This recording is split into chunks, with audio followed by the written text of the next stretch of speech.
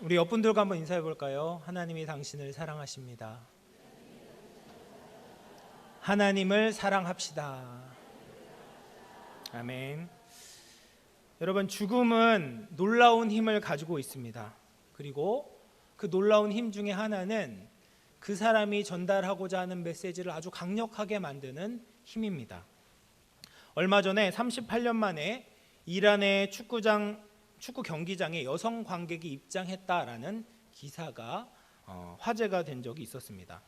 수천 명의 여성 관객들이 경기장에 들어가서 눈물을 흘렸다고 합니다. 전체 8만 석이 되는 그 경기장 안에 남자 관객은 약 2,000명 정도밖에 안 됐고요. 그리고 여성을 위한 전용 그 좌석에는 10,000원이 되었다고 합니다. 이란은 38년 전에 여성을 보호하겠다라는 명목으로 여성의 축구장 입장을 법적으로 금지시켰는데요. 이것이 38년 만에 정책이 바뀐 것이죠. 그런데 그 정책이 바뀐 중요한 이유가 있었는데요. 그 이유가 무엇이냐면 한 여성이 지난 3월에 축구장에 너무나도 들어가고 싶은 축구 광팬인 여성이 있는 겁니다. 그래서 여성이 남장을 하고 그 축구장 안에 들어가다가 경찰한테 붙잡히게 된 거예요. 근데 법적으로 그게 불법이기 때문에 붙잡히게 될 때 이제 구속이 되고 재판을 받게 된 겁니다. 근데 이 여성이 생각하기에 이건 너무나도 불합리하다, 말이 안 된다라고 생각해서 극단적으로 자신의 몸에 불을 지르고 죽음에 이르게 됩니다. 그리고 이 사건이 굉장히 큰 이슈가 됐고요. 그리고 많은 이제 전 세계에 있는 인권 단체들이 이란을 압박하게 되었고, 결국 이란은 38년 만에 여성이 축구장에 들어가는 것을 허락하기에 이르게 된 것이죠. 여러분, 이처럼 사람의 죽음은요, 한 나라의 정책을 바꿀 정도로 굉장히 강력한 메시지를 던질 수 있는 힘이 있습니다. 오늘 우리가 읽은 본문에도 한 젊은 선지자가 뜻밖의 죽음을 맞이하는 것을 보게 됩니다. 어떻게 이 사람이 죽게 되었고 또 그 죽음에는 어떤 메시지가 담겨져 있는지 오늘 저는 여러분과 함께 말씀을 통해서 살펴보기를 원하는데요. 먼저 이 말씀을 다루기 위해서는 이전 사건을 짚고 넘어갈 필요가 있습니다. 이 사건은 언제가 배경이 되냐면요, 여로보암 때가 배경이 됩니다. 여로보암은 잘 아시는 것처럼 북이스라엘의 초대 왕이었죠. 다윗과 솔로몬이라는 찬란한 통일 왕국을 지나 첫 번째 분열 왕국의 왕이 되었을 때 여로보암은 참 불안함이 있었습니다. 이 왕권이 잘 유지될까? 북이스라엘과 남유다가 다시 합치는 것은 아닐까라는 어떤 불안감이 계속해서 있던 것이죠. 그런데 이 불안감을 해결하기 위해서 여로보암에게 하셨던 그 하나님의 약속을 붙잡는 것이 아니라 자기가 생각해낸 인간적인 방법을 선택합니다. 그 중에 가장 중요한 정책은 바로 종교적으로 분리를 이루어내는 것이었습니다.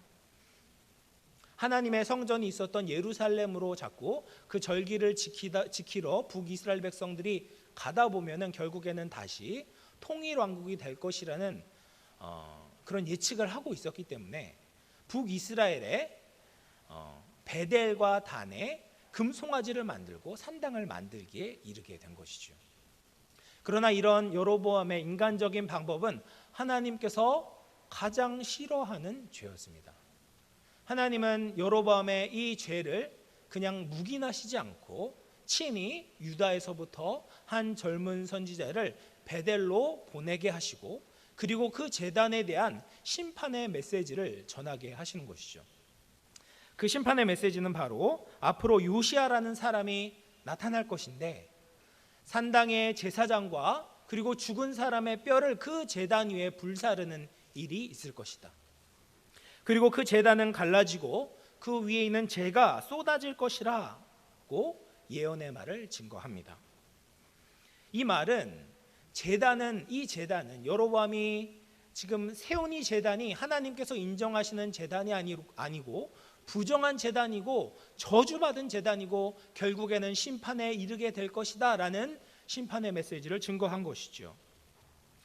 한 나라의 왕 앞에서, 그리고 이제 막 새로운 정책을 펼치려는 시작점에 이런 찬물을 끼얹는 심판의 메시지를 증거하는 것은 굉장히 위험천만한 일이었을 것입니다. 그래서 이 메시지를 듣자마자 여로보암이 첫 번째 했던 반응은 바로 저자를 잡으라는 말이었습니다. 그러나 잡을 수 있었겠습니까? 아니요, 못 잡았죠. 오히려 그 손을 뻗었던 여로보암은 그 손을 거두지 못한 채로 그런 형벌을 받게 되고요. 그래서 간곡하게 그 하나님의 사람에게 부탁하여 다시 손이 거두어지는 회복의 은혜를 얻게 됩니다. 그 다음에 여로보암이 했던 방법은 하나님의 사람을 접대하여 그가 했던 그 심판의 메시지를 돌이키려는 회유책을 사용하려고 했습니다. 하나님은 아마도 이것도 미리 아셨기 때문에 하나님의 사람에게 미리 명령을 하셨습니다. 그 명령이 무엇이었냐면 먹지도 말고 마시지도 말고 왔던 길로 돌아가지도 말라라는 명령이었습니다. 그리고 이 명령은 왕과만 그렇게 하는 것이 아니라 그 베델 지역의 어떤 사람하고도 먹지도 마시지도 교제하지도 말고 심판의 메시지를 전하자마자 떠나라라는 의미를 담고 있었던 것이죠. 하나님의 사람은 하나님께서 명령하신 대로 여로보암에게는 잘 전하고 잘 떠났습니다. 그런데 문제는 다음 사람과의 만남에서 생기게 됩니다. 이 하나님의 사람에 대한 소식이 베델의 늙은 선지자의 귀에 들어가게 됩니다.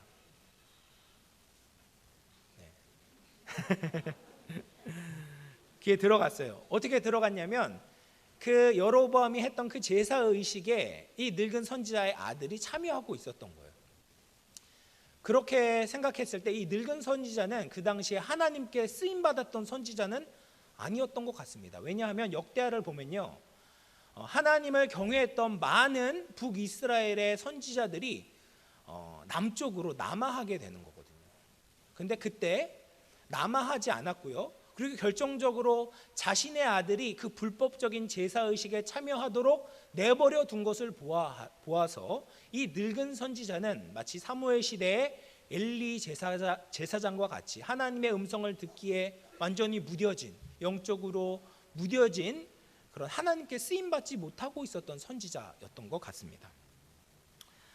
이 늙은 선지자가 이 하나님의 사람에 대한 소식을 듣자마자 했던 것이 있었습니다. 그것은 나귀를 타고 그 사람을 만나러 간 거예요.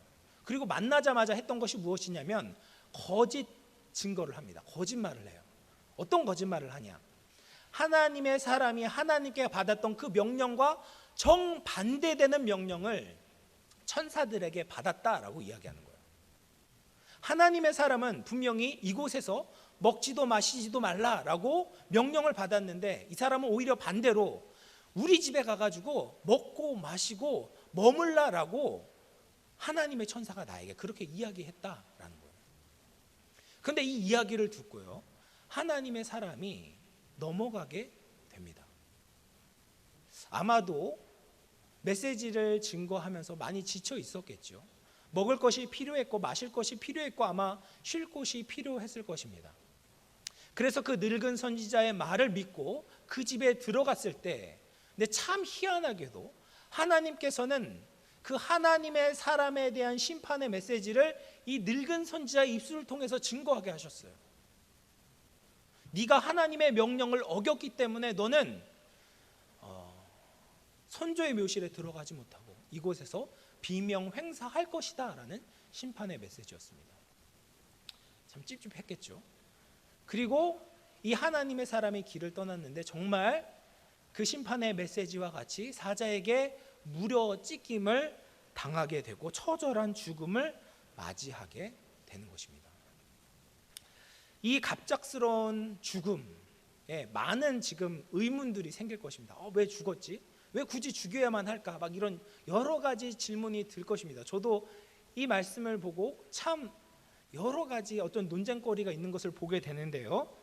그런데 먼저 우리가 살펴보고 받아야 되는 것은 무엇이냐면 하나님께서 이 죽음을 통해서 여로보암과 북이스라엘에게 증거하고자 하는 메시지가 무엇이었는가를 우리가 먼저 살펴봐야 합니다. 그리고 더 나아가서 지금 우리에게 하시고자 하는 그 메시지가 무엇인지를 우리가 한번 살펴보기를 원합니다. 먼저 이 젊은 선지자의 죽음을 통해서 하나님께서 말씀하시기를 원하는 것은요, 죄의 유혹은 비슷한 부류의 사람을 통해서 오게 된다라는 것입니다. 아까도 말씀드렸던 것처럼 하나님의 사람은 맨 처음 여로보암 왕을 통해서 여기에 머물라라는 권유를 받았습니다. 근데 하나님의 사람은 어떻게 했습니까? 단호하게 거절했습니다. 왜냐하면 하나님의 사람의 생각에는 이 여로보암은 하나님의 말씀을 모르는 무지한 사람이고 자신은 하나님의 말씀을 받은 사람이라고 여겼기 때문입니다. 그런데 늙은 선지자가 왔을 때는 완전히 달라지는 것을 보게 됩니다. 이 늙은 선지자가 유혹했던 첫 마디가 무엇이었냐면요, 나도 그대와 같은 선지자라 라고 이야기합니다. 나도 너와 똑같은 선지자야. 나도 너와 똑같이 하나님의 말씀을 받은 자야. 나도 너와 똑같이 하나님을 섬기는 자야 라고 이야기를 하는 것이죠. 그리고 더 나아가서 이 분은, 이 베델의 선지자는 늙은 분 아닙니까? 이 늙었다라는 말 안에는요, 이 젊은 선지자보다 훨씬 더 지혜롭다라는 것을 상징하는 것이거든요. 그러니까 이 젊은 선지자가 볼 때 이 늙은 선지자가 하는 말이 굉장히 신빙성이 있고 받아들일 만하고 믿을 만한 것이 되는 것입니다. 하나님께서는 이 젊은 선지자의 죽음을 통해서 우리가 죄의 유혹을 빠지는데 자신과 비슷한 사람에 의해서 빠지게 된다라는 것을 경고해 주고 있는 것입니다. 앞으로 북이스라엘이 금송아지를 섬기는 죄악도 마찬가지입니다. 북이스라엘이 망하게 되는 것은 다른 이방 민족 때문에 망하는 것이 아니었습니다. 결국 자신과 같은 북이스라엘의 사람들 때문에 망하게 되는 것이거든요. 외압은 우리가 경계할 수 있지만 내부에서 부패하게 되고 그리고 썩게 되면 치료할 수 있는 방법이 없습니다. 주위의 이웃들이 오랫동안 베델과 단에서 제사를 드리게 될 때 북이스라엘 백성들은 그것에 대해서 문제의식을 발견할 수가 없게 되는 것이죠. 우리도 그렇습니다. 우리에게 영향을 주는 것은요, 완전히 다른 부류의 사람들이 아닙니다. 나와 비슷한 환경과 처지에 있는 사람들이 말을 할 때 그 말에 휘둘리게 됩니다. 저 부산에 절에 다니는 불자가 복권을 샀는데 당첨이 되어서 큰 돈을 얻게 되었다라는 소식은 우리가 한 귀로 듣고 한 귀로 흘릴 수가 있습니다. 그런데 예수님 교회 우리 구역 안에 100일 새벽 기도를 나오고 복권을 샀는데 당첨이 됐다라는 소식을 들으면 어떻게 하겠습니까? 거기에 혹하게 되는 거죠. 왜냐하면 그 사람은 나와 비슷한 처지에 있고 나랑 비슷한 부류의 사람이기 때문에 훨씬 더 유혹에 잘 넘어가게 되고 영향을 받게 되는 것입니다. 우리를 유혹에 빠뜨리고 혼란스럽게 하고 죄 가운데 머물게 하는 것은 결국 우리 주변에 있는 크리스찬일 때가 많다라는 것이죠. 우리는 우리의 신앙의 기준을 내가 직접 들은 하나님의 말씀으로 삼기보다는 가까운 사람을 통해서 정하는 경우가 많습니다. 그래서 우리가 현재 살아가고 있는 이 대한민국의 크리스찬의 수준을 넘어서는 것이 참 어려운 일입니다. 우리는요, 그 수준을 사실 넘어가기가 너무 어려워요. 그래서 여러분 중학교나 고등학교 이런 고등교육을 할 때 많은 학부모님들이 학군을 따지고 학교를 고르는 이유도 마찬가지 아닙니까? 우리 학생들이 학업 성취를 잘하는 어떤 중요한 어떤 요인 중에 하나는 결국 주위에 어떤 친구가 있느냐, 그리고 어떤 학교에 다니느냐, 어떤 분위기에서 공부를 하느냐가 굉장히 중요하기 때문에 그런 것이죠. 우리가 신앙의 기준을 삼는 것도 마찬가지입니다. 우리에게 가까이 있는 사람들의 말과 행동을 통해서 우리의 신앙의 기준을 삼을 때가 참 많이 있습니다. 직장에서 우리를 흔드는 사람은요, 자신도 교회의 집사라고 말하는 직장 동료들이고요, 가정에서 나를 흔드는 것은 내 배우자의 말과 행동일 때가 많이 있습니다. 나를 유혹하는 것은 늘 가까이에 있는 비슷한 부류의 사람이다라는 것이죠. 하나님은 이렇게 우리의 목표나 우리의 기준을 두지 않으십니다. 우리는 우리의 신앙의 기준을 우리의 주위에 있는 사람에게 두어서는 안 되는 것이죠. 제가 아내랑 한번 그 얘기를 하다가 아내가 처음 이제 피아노 반주를 했던 그 교회에 대해서 이야기를 하는데 성가대 찬양대 회식 자리가 있었다고 해요. 그런데 이제 약간 젊은 층에 회식을 하는데 이제 해물찜 회식을 한다고 해서 굉장히 이제 기대감을 가지고 회식 자리에 참여했는데 회식 자리에서 그 집사님들이 소주를 시키더랍니다. 그리고 우리 아내가 거기에서 굉장한 문화 충격을 받았다고 해요. 여러분, 왜 굳이 그 교회 모임에서 찬양대 모임에서 소주를 시켰어야 할까요? 그것에 대해서 왜 문제의식을 느끼지 못했을까요? 그것이 아마도 그 교회의 어떤 흐름이고 전통이고 모두 다 그렇게 생각하기 때문에 그런 것은 아닐까, 그런 생각이 듭니다. 하나님은 내가 정해놓은 수준으로 우리를 의롭다라고 말씀하시지 않고 우리를 괜찮다라고 인정해 주시지 않습니다. 우리의 주위에 있는 사람들이 너 이 정도면 신앙생활 잘하는 거야, 너 괜찮은 거야 라고 이야기해도 우리가 그런 말에 현혹되어져서 우리의 신앙의 성장을 멈춰서는 안 됩니다. 서로가 잘못된 위로로 신앙을 안주해서는 안 된다라는 말이죠. 우리는 오직 하나님의 말씀만을 기준으로 삼아야 합니다. 우리의 신앙이 도달해야 하는 목표는요, 내 주위에 있는 사람이 아니라 바로 예수 그리스도이십니다. 말씀과 예수 그리스도를 통해서 우리 자신을 계속해서 비추어 볼 때 우리는 바른 길로 갈 수 있습니다. 사랑하는 여러분, 주위 사람들의 말을 기준으로 삼지 마시고 그리하여서 죄의 유혹에 빠지지 마시고 오직 주의 말씀을 기준으로 삼으시기를 바랍니다. 우리 젊은 선지자의 죽음이 알려주는 두 번째 메시지는요, 속임을 당하는 것도 죄다라는 것입니다. 하나님의 사람은 교묘한 늙은 선지자의 말에 속았습니다. 우리는 그래서 이 하나님의 사람에게 동정이 갑니다.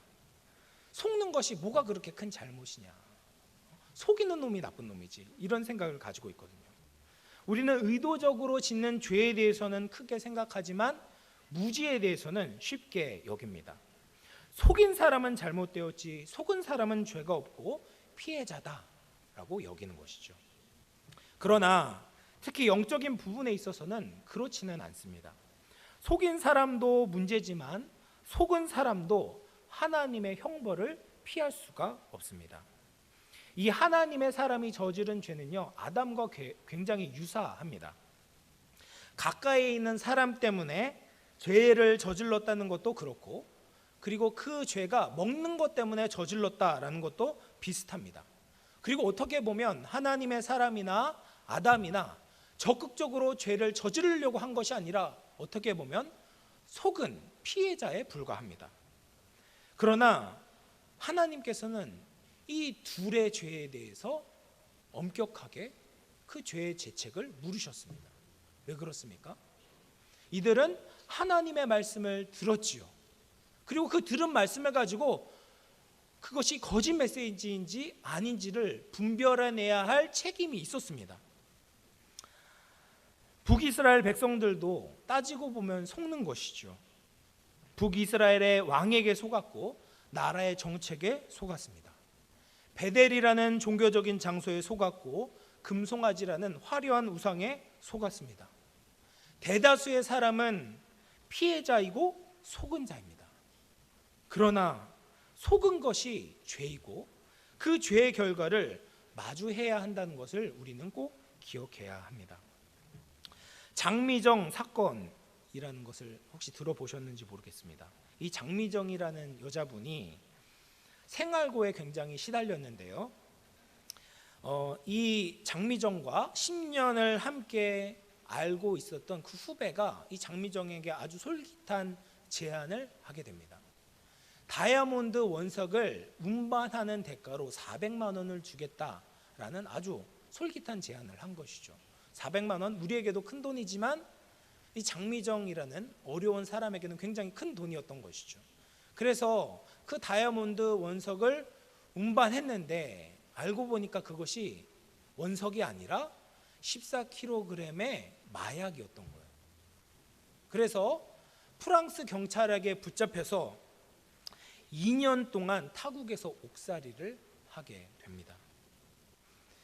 속이는 것 나쁘지만 속아서도 안 되는 것이죠. 이 사단의 속임수 중에 하나는요, 우리의 신앙을 종교적인 영역에만 가두어 두는 것입니다. 하나님의 메시지를 증거하고 전하는 것은 신앙적인 것이지만 먹고 마시고 머무는 것은 신앙과 상관이 없다라고 거짓을 이야기하는 것이죠. 크리스찬들은 하나님을 부정하지 않습니다. 하나님의 일을 하려고 하죠. 하나님의 교회를 위하여 헌신하려고 합니다. 그런데 우리가 먹고 마시고 생활하는 문제는 하나님의 통치를 받지 않아도 된다라는 안일한 마음을 갖기가 쉽습니다. 그러나 이것은 우리의 신앙을 이분화시키려고 하는 사단의 거짓 메시지인 것이죠. 매사에 우리가 깨어있지 않고 살아가게 된다면 우리의 삶의 대부분의 영역은 사단에게 내어주는 꼴이 되어버리고 맙니다. 우리는 하나님을 알아야 합니다. 무지에서부터 벗어나야 합니다. 내 삶에서 하나님께서 원하시는 것이 무엇인지 알아가야 합니다. 내가 먹는 것, 내가 마시는 것, 내가 즐거워하는 것, 내가 걸어가는 모든 삶의 여정에서 하나님의 말씀의 통치를 받으려고 해야 하는 것이죠. 사랑하는 성도 여러분, 하나님을 힘써 알아가기를 축복합니다. 거짓 가르침에 넘어가지 말고 우리의 인생을 주님을 위해서 값지고 의미 있게 살아갈 수 있기를 축복합니다. 젊은 선지자의 죽음을 통하여서 말씀하시는 그 세 번째 메시지는 뭐냐면요, 하나님의 말씀을 어기는 죄는 누구나, 심지어 하나님의 사람이라도 반드시 대가를 치러야 한다라는 것입니다. 북이스라엘 백성들은 남유다 백성들과 같이 하나님의 백성이라는 생각이 있었습니다.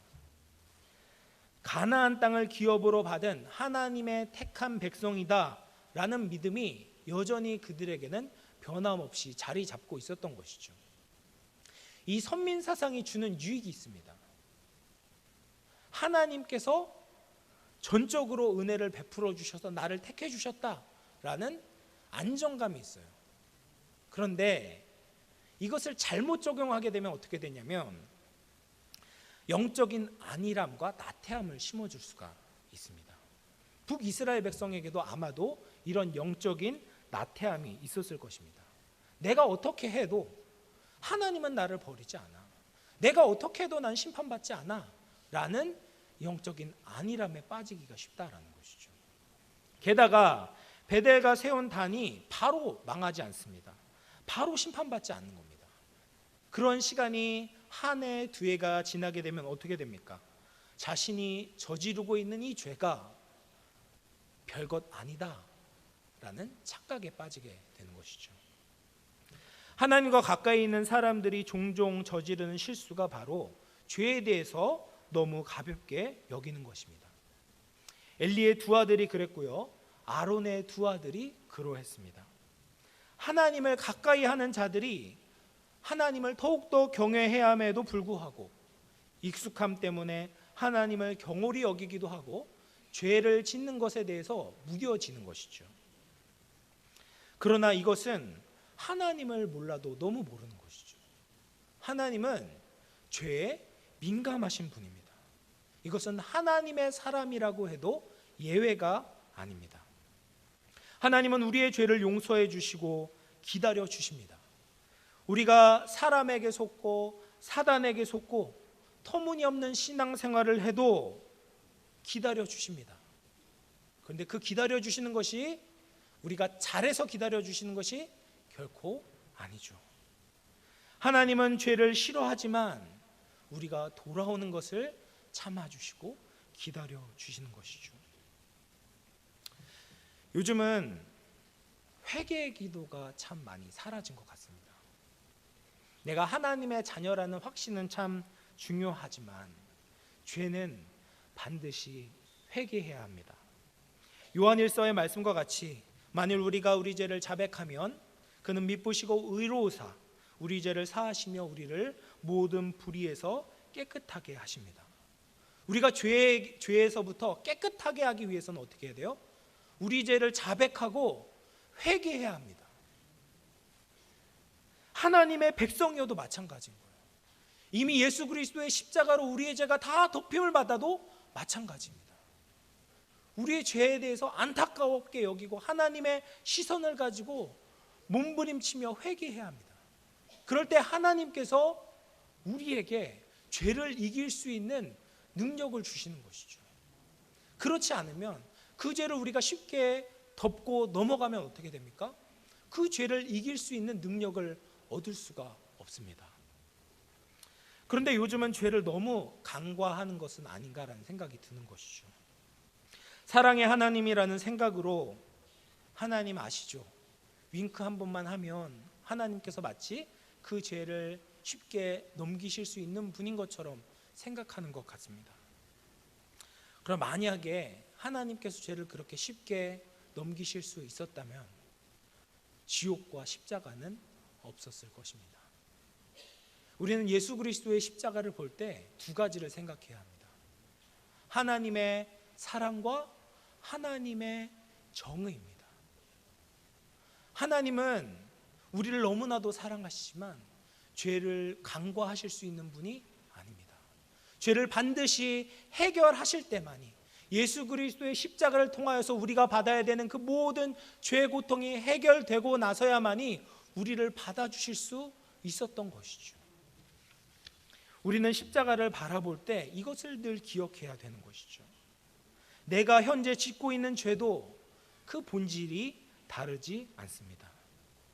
우리는 이미 그리스도의 십자가로 인하여서 죄 용서함을 받았지만 여전히 우리가 짓고 있는 이 죄는 하나님을 반대하는 반역이라는 사실을 기억해야 합니다. 죄를 절대로 가볍게 여겨서는 안 됩니다. 하나님의 사람이 죽었지요. 그 죽은 것은 하나님께 저주를 받은 것은 아니었습니다. 만약 그랬다면, 저주를 받았다면 사자가 그 시체를 먹어버렸을 거예요. 하나님께서는 형벌을 주셨지만 저주를 내리시지는 않았습니다. 그러나 하나님의 말씀을 전하는 사람도 죄를 짓게 되면 영적으로 둔감해지고 그리고 안타까움, 죽음을 맞이하는 형벌을 받게 된다라는 것을 우리가 잊지 말아야 합니다. 우리의 죄도 마찬가지입니다. 우리가 죄를 짓는다고 해서 우리가 하나님의 저주를 받거나 구원에서 끊어지지는 않습니다. 그러나 그 죄로 인해서 나타나게 되는 죄의 결과를 우리가 반드시 겪어야 된다는 것을 기억하시길 바랍니다. 그것이 영적인 둔감함일 수도 있고요, 사람과의 관계가 깨어지는 것일 수도 있고, 우리가 사단의 종로를 타는 것이 될 수도 있는 것이죠. 사랑하는 여러분, 죄와 싸우되 피 흘리기까지 싸우시고 하나님을 경외하는 삶을 사시기를 바랍니다.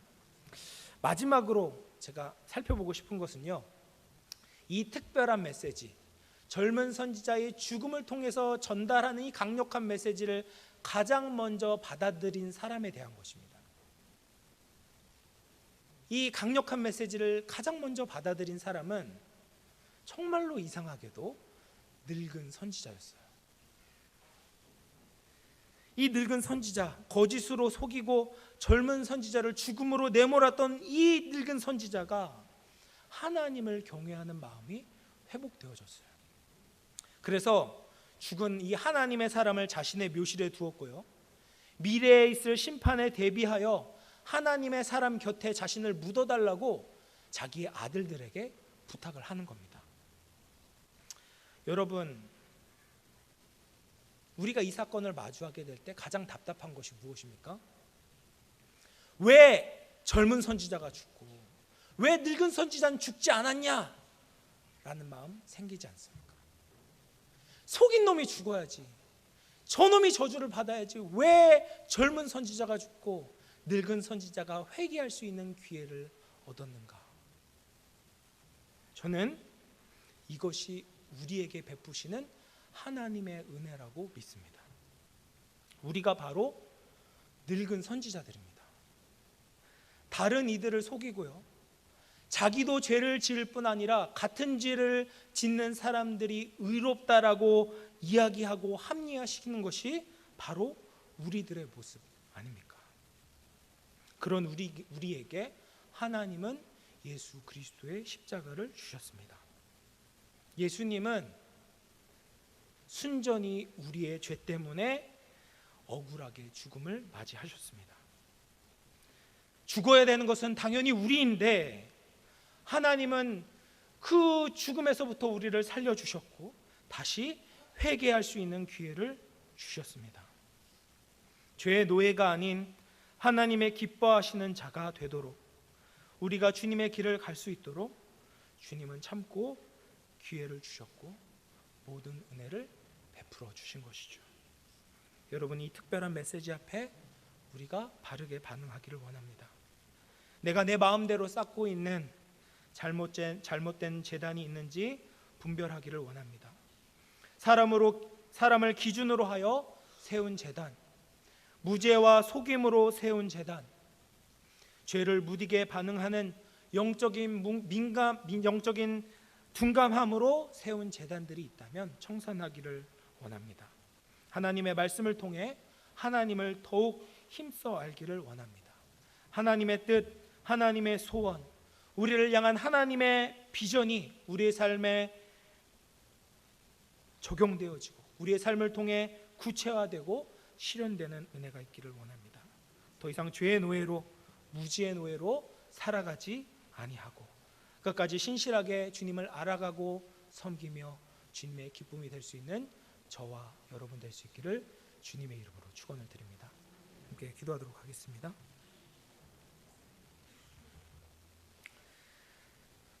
살아계신 하나님 아버지, 우리에게 하나님의 말씀을 통해 깨달음을 주시니 감사합니다. 하나님의 사람의 죽음을 통해 영적으로 둔감한 선지자를 회복시키셨던 것처럼 이 시간 주님의 십자가의 메시지를 통해 우리의 영적인 민감함이 회복되기를 원합니다.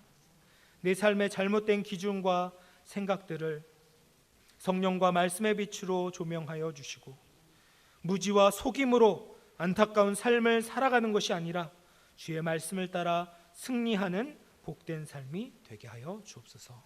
예수님의 이름으로 기도드립니다. 아멘.